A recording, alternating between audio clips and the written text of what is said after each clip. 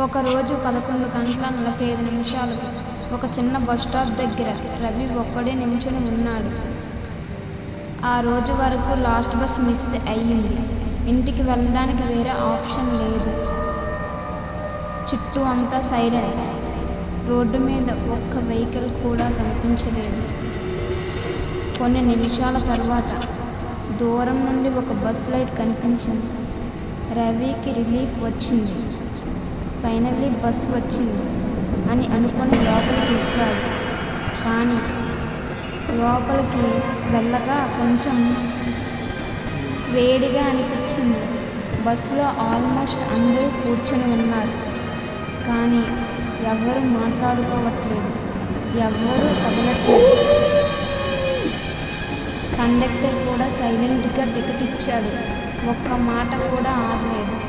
రవి సీట్లో కూర్చుని చుట్టూ చూస్తుంటే ఒక విషయం గమనించాడు. అందరి ఫేసెస్ విండో సైడ్ తిరిగి ఉన్నాయి.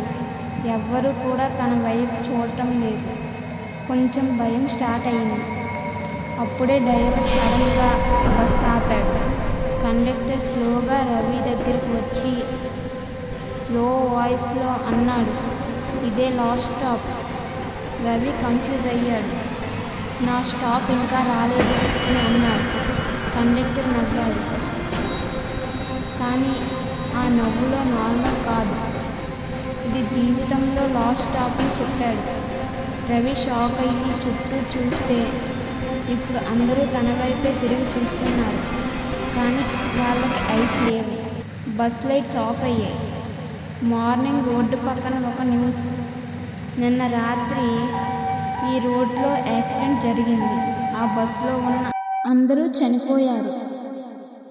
కొన్ని జర్నీస్ డెస్టినేషన్ కాదు, లాస్ట్ స్టాప్కి తీసుకెళ్తాయి. ఇలాంటి మరెన్నో వీడియోల కోసం ఇప్పుడే షేర్ చేయండి, లైక్ చేయండి, సబ్స్క్రైబ్ చేసుకోండి.